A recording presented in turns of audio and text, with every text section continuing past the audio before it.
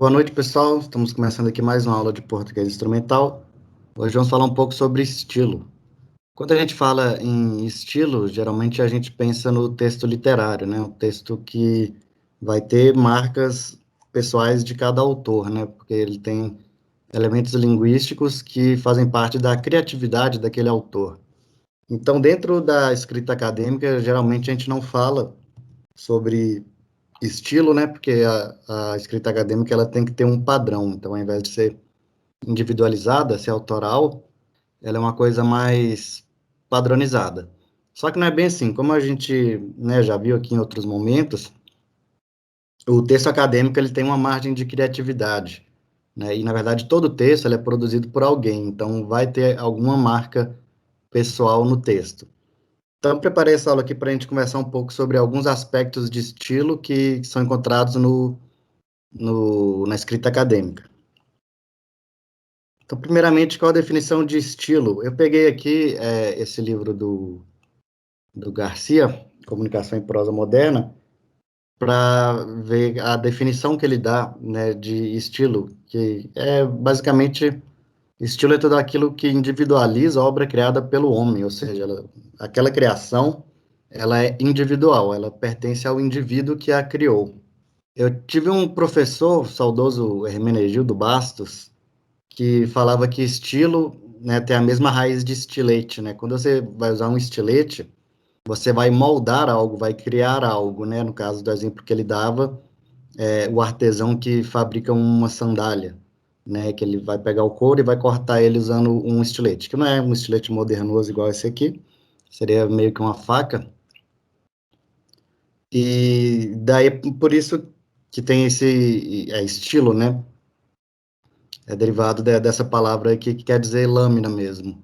Porque é impossível o artesão fazer duas sandálias que sejam idênticas, né? Porque o próprio trabalho manual dele vai gerar uma impressão naquilo que vai torná-la individual.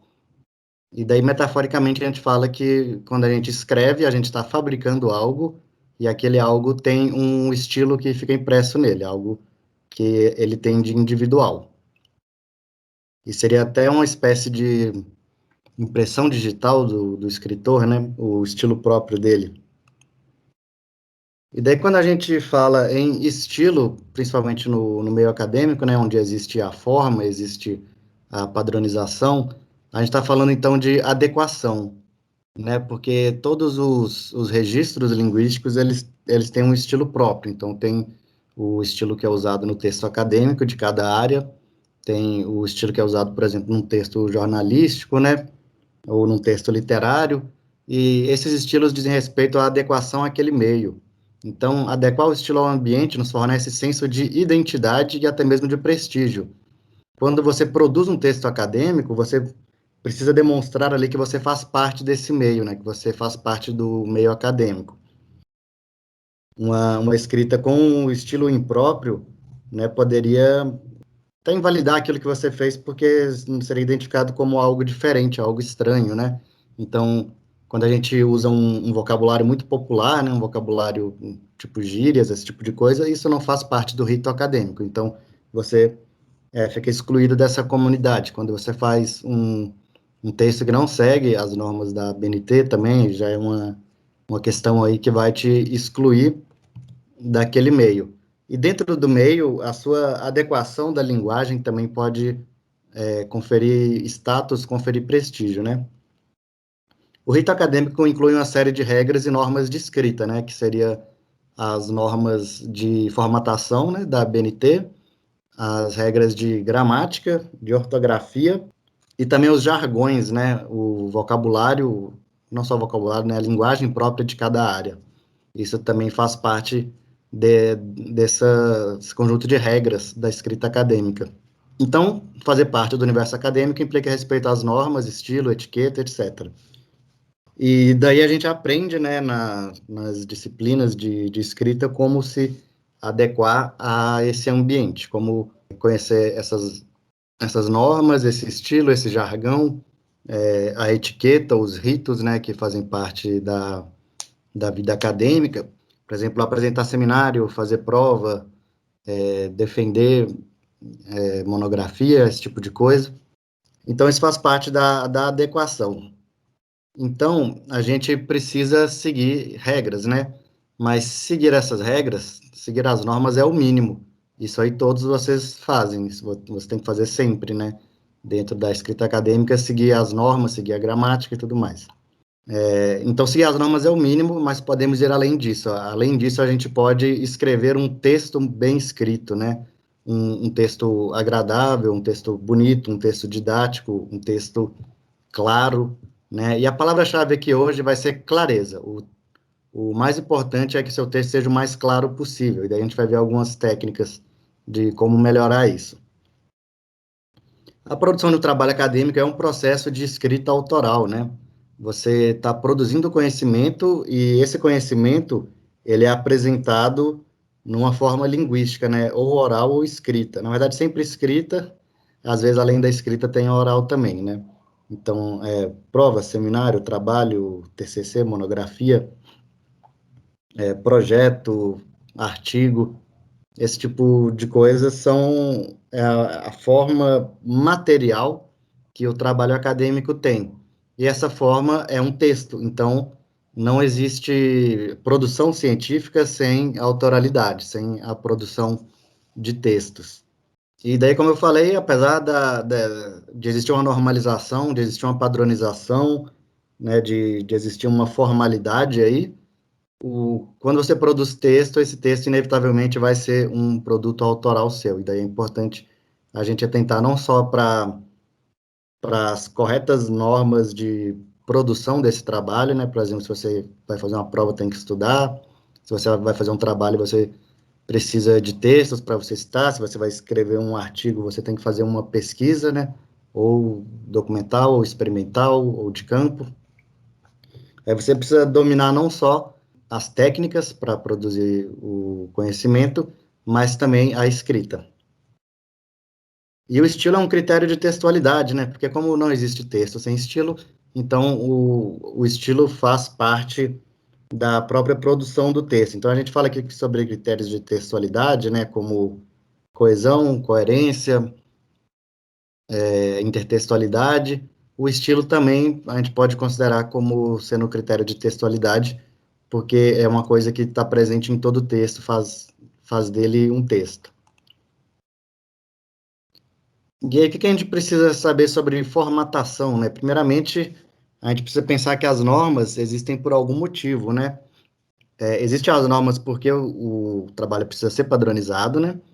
E essa padronização vai seguir alguma lógica, né? As normas é uma coisa que a gente tem que decorar, mas a gente também precisa parar para pensar por que que elas existem, por que que as coisas são assim, porque as normas não são naturais, né? Alguém convencionou criar essas normas e elas mudam com o tempo, né?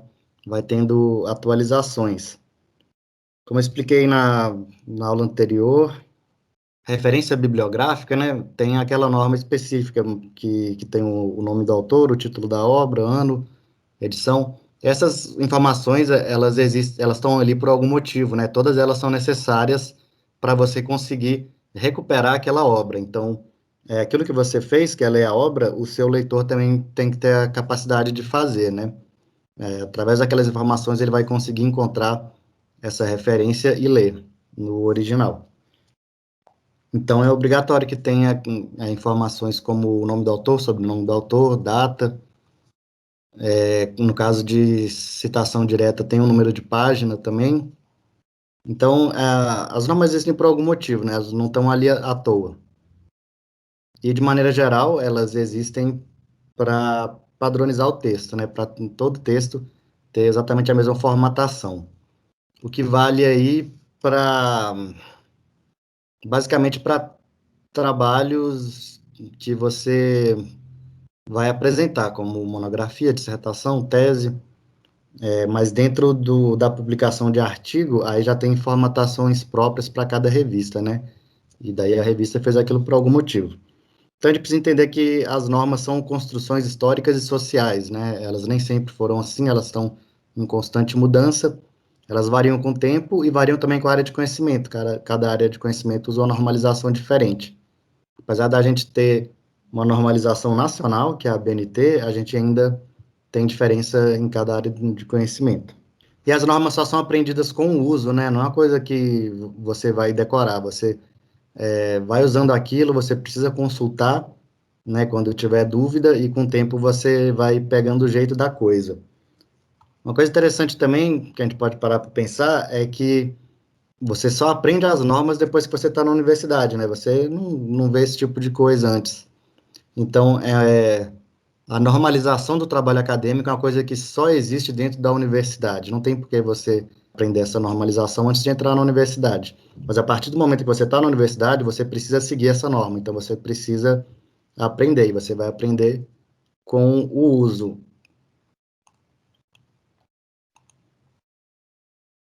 Bom, e daí como a gente passou essa parte de norma, vamos falar um pouco sobre o padrão de escrita, né, de estilo. O que seria o básico que o texto tem que ter? O texto tem que ter uma introdução, desenvolvimento e conclusão, ou seja, ele precisa ter princípio, meio e fim.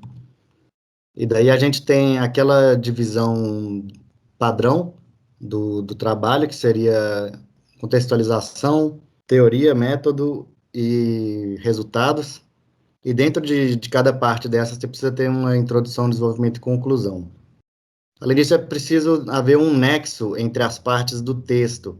A gente viu aqui, né, o esquema. Um esquema ele pode ser em tópicos, um fichamento pode ser em tópicos, um resumo, ele não tem recursos coesivos, né, entre uma frase e outra.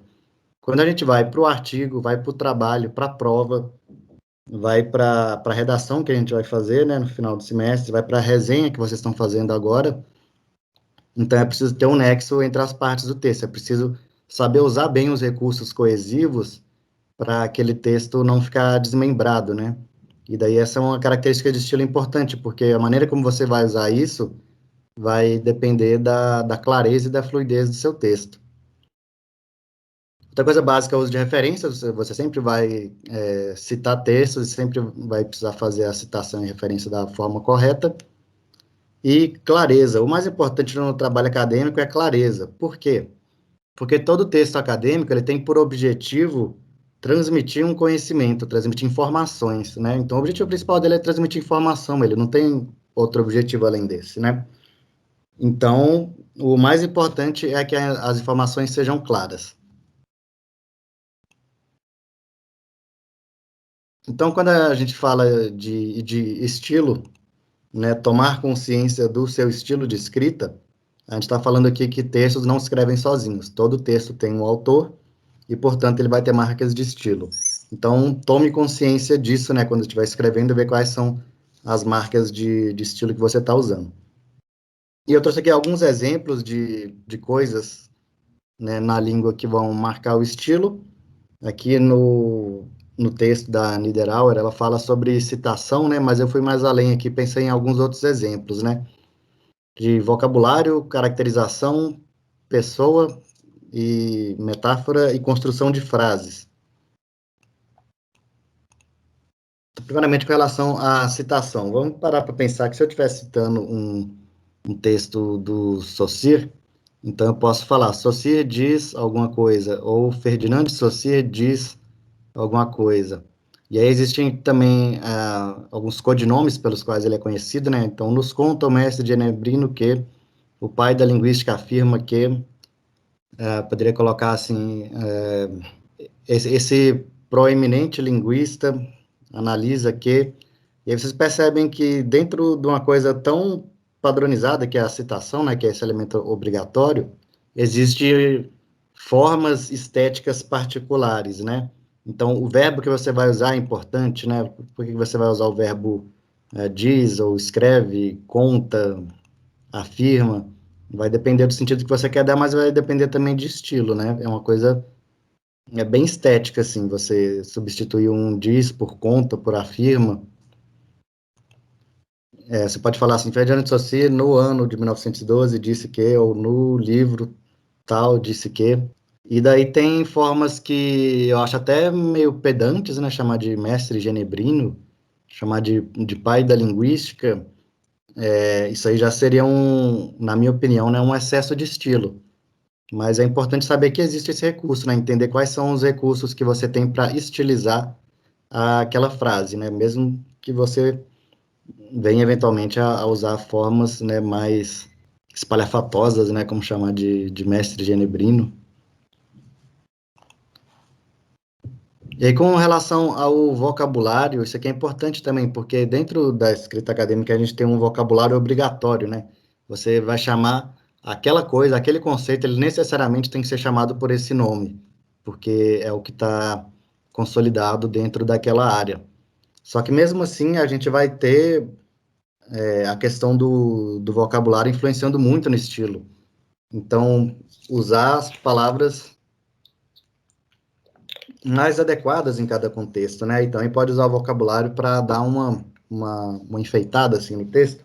Tem uma aluna que disse, quando eu estava dando essa mesma aula, disse assim que ela é jornalista, que no jornalismo, agora não lembro do termo que ela usou, mas ela falou, você precisa procurar a palavra perfeita, a palavra exata, que vai conseguir sintetizar aquilo que você quis dizer da maneira mais exata e mais clara possível. Eu acredito muito nisso, né? Que é importante você conseguir achar aquela palavra que vai ser perfeita naquele contexto, que vai substituir uma frase inteira, né? Que vai expressar aquela ideia com maior exatidão e com maior clareza. E daí, como é que você faz para conseguir usar o vocabulário de uma maneira tão eficiente? Você precisa ter muito vocabulário. Então, você precisa ler muito, escrever muito e estudar muito também para entender os conceitos. E daí, dentro da redação escolar, né, que a gente aprende na escola, que a gente faz para o Enem, existe um monte de regrinhas muito rígidas, né, que algumas delas eu vou ter que desmistificar aqui, né. Quando, quando for na última aula, né, falar sobre argumentação, eu vou falar um pouco sobre o texto argumentativo, porque que o, o texto que você vai escrever na universidade, que geralmente ele tem um caráter argumentativo, porque que ele é diferente da redação do Enem, porque tem um monte de regrinhas aqui que vocês vão precisar desaprender. Por exemplo, na escola você aprende que você não pode repetir uma palavra. Então você vai usar a mesma palavra em duas frases seguidas, você vai ter que substituir ela.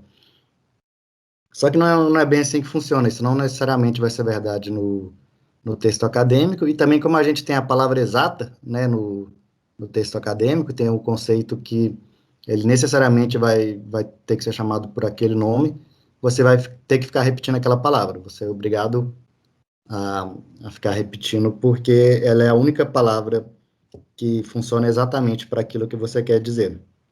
Aqui a gente viu no exemplo do Saussure, por exemplo, a gente troca a palavra Saussure, troca por Ferdinand, troca por mestre genebrino, troca por linguista, troca por linguista suíço.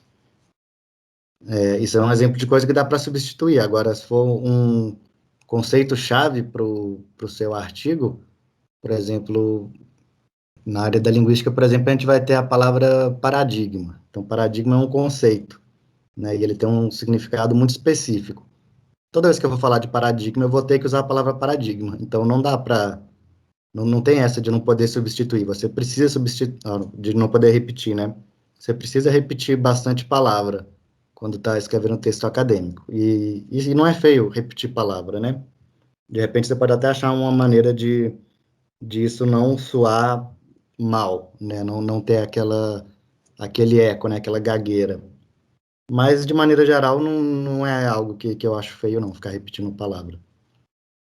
Fora que poeta faz isso o tempo todo, né? Escrever poesia, escrever literatura, tem muita repetição, muito eco, muita rima, essas coisas. E daí na escola eles falam até que não pode rimar, né? Ah, não, seu texto não pode ter rima. Ah, pode ter também, por que não? Não precisa levar isso tão à risca. Bom, então a questão do vocabulário técnico, como eu falei, você obrigatoriamente vai ter que usar certas palavras, né? Não tem como fugir dela. E, mais uma vez, vai depender aqui da sua riqueza vocabular. Então, a riqueza vocabular ela vai servir tanto para você não fazer repetições indesejadas, né, ou textos truncados, você conseguir achar a palavra correta que você precisa, mas ela também vai servir para você usar corretamente o vocabulário técnico, né? Então, você não só tem que ter uma proficiência, assim, de leitura e escrita, você também tem que saber o conteúdo. Daí, como eu falei, riqueza vocabular, né? É importante sempre aprender mais, aprender palavras novas, ler bastante.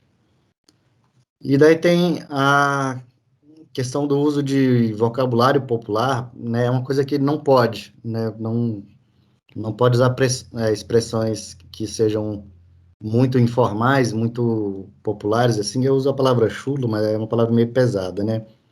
Mas é uma coisa que eu tenho visto muito nos trabalhos dos meus alunos. A pessoa vai escrever um trabalho, né, uma prova, alguma coisa assim, e usar expressões muito populares, muito rasteiras, assim, que não são bem vistas no meio acadêmico, né? Então, eu acho que está muito claro para todo mundo que isso precisa ser evitado, né? Agora, como que eu vou evitar isso? Você precisa ter etiqueta, essa é a palavra, né? Você precisa ter a etiqueta acadêmica, porque aquele termo que você usa no dia a dia, ele não cabe no gênero acadêmico, né? Estou tentando pensar em algum exemplo disso. Por exemplo, até alguns exemplos que são até leves, assim, que eu pensei, né? Tipo, quando a pessoa fala do nada. Tipo, não sei o que, criou uma coisa do nada. Porque esse do nada é muito estranho você ver num texto formal. É uma coisa que a gente fala no dia a dia e que tem um sentido figurado, né? Você não pode falar do nada, você pode falar. Não pode falar no texto formal que alguma coisa surgiu do nada. Você vai dizer que ela surgiu sem ter um contexto prévio, não sei, alguma coisa assim.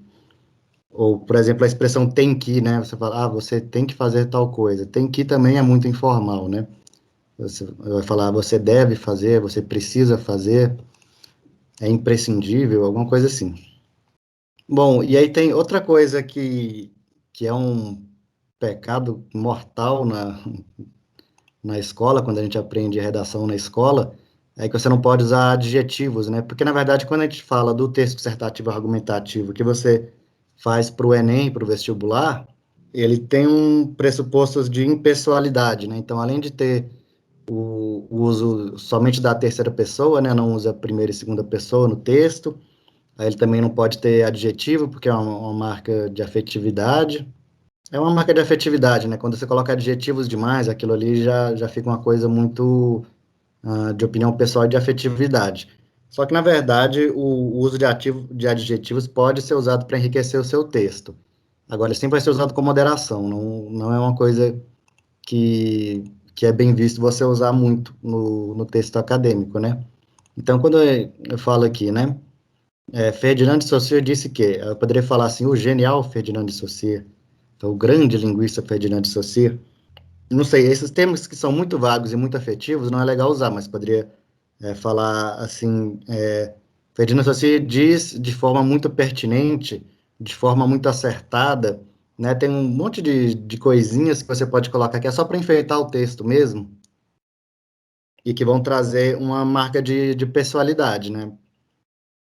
Não vai ficar um texto impessoal se você usar adjetivos, mas pode ficar um texto mais interessante, mais bonito, né? Bom, e outra coisa é a pessoa verbal, né? Isso aqui é muito importante porque existe uma regra de etiqueta acadêmica, assim, né? Que é quando você escreve um texto, você deve usar a mesma pessoa no texto inteiro, né? Então a gente aprende na escola a coisa da escrita em terceira pessoa, a gente usa isso nas ciências exatas, né? Os textos de ciências exatas, ciências naturais são em terceira pessoa.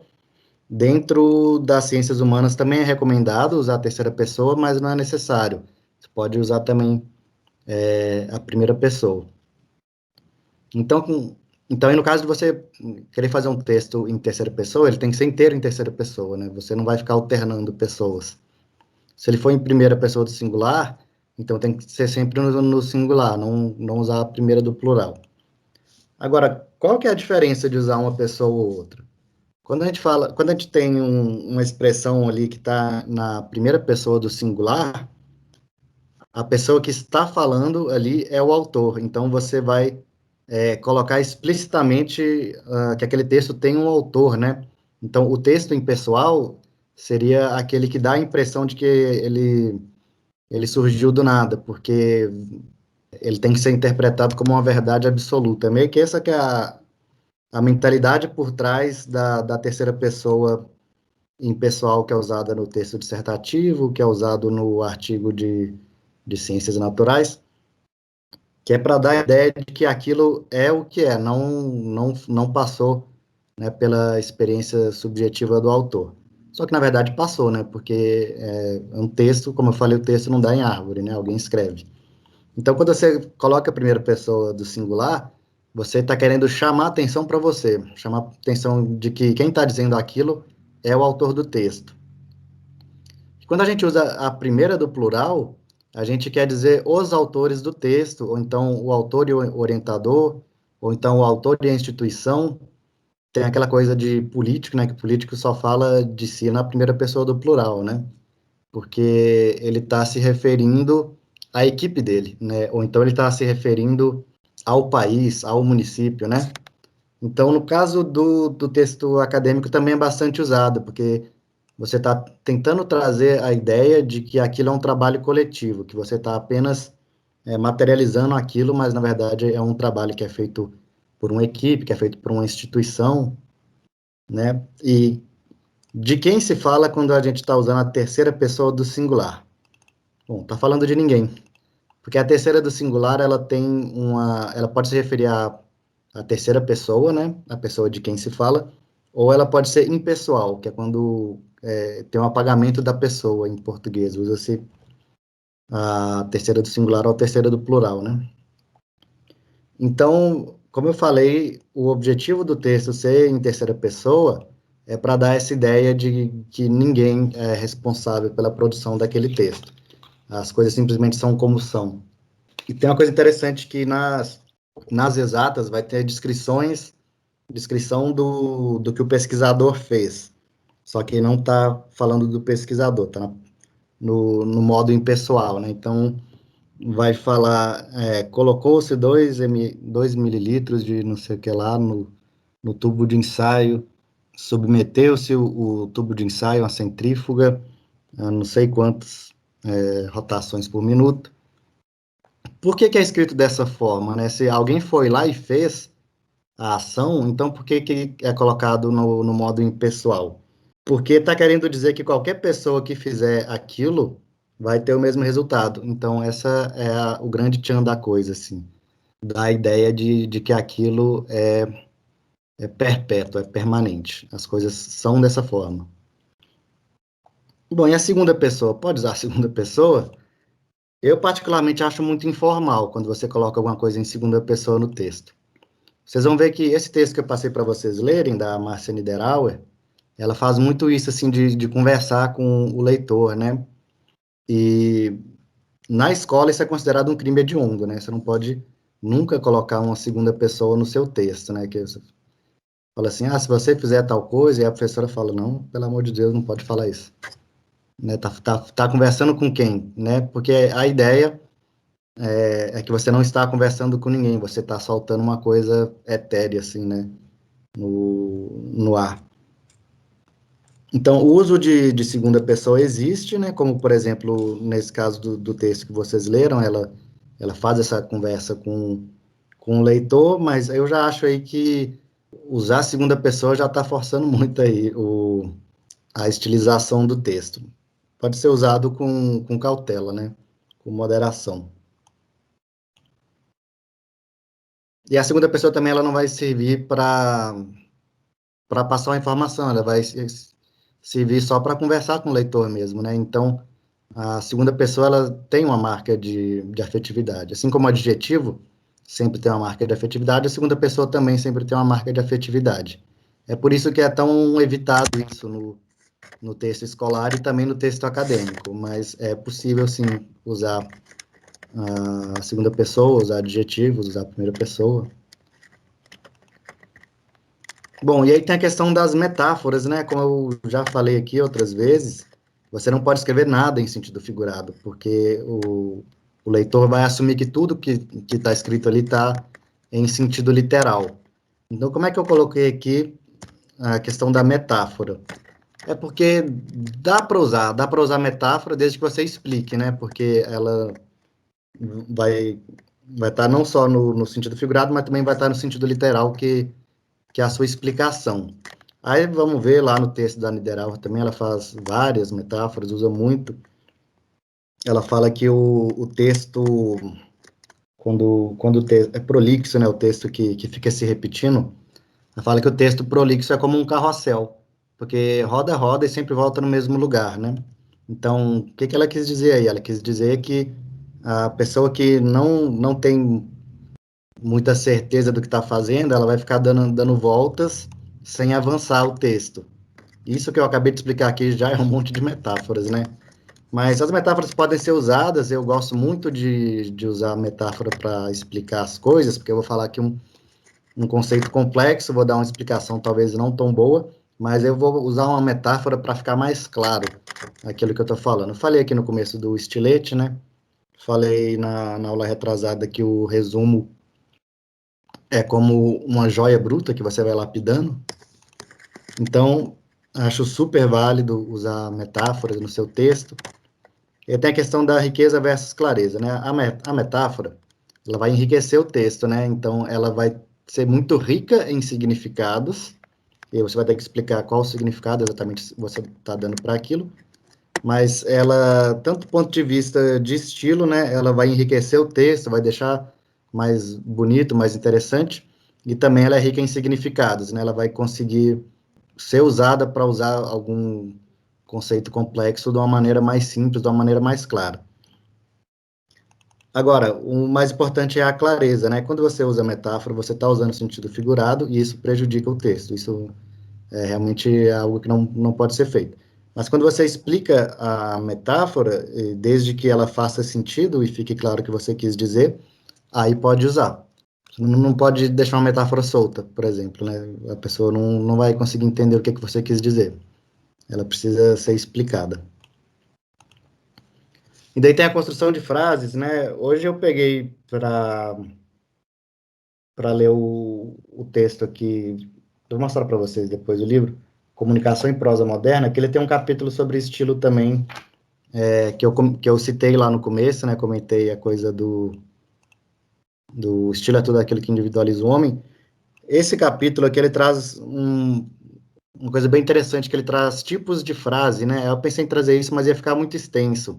Eu resolvi falar essa parte de construção de frase mais por alto. Quando você está lendo um texto acadêmico, especialmente na área de humanas, você vai ver que ele tem certos cacoetes, né, certas formas muito típicas que aparecem, e uma delas é a frase longa.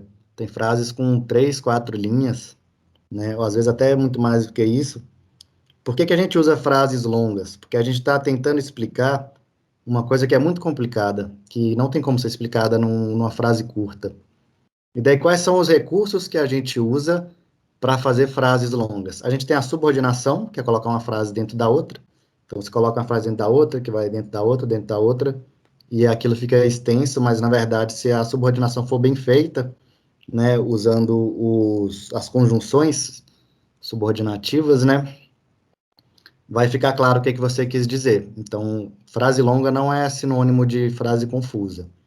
Você precisa saber usar bem esses recursos. Recurso de subordinação, recurso de aposto, né? O aposto ele está inserido ali dentro da frase, entre vírgulas, parecido com a subordinada, só que a subordinada ainda tem essa conjunção que está ligando. O aposto ele está meio sobrando ali no meio, né? Então é importante saber usar corretamente também, né?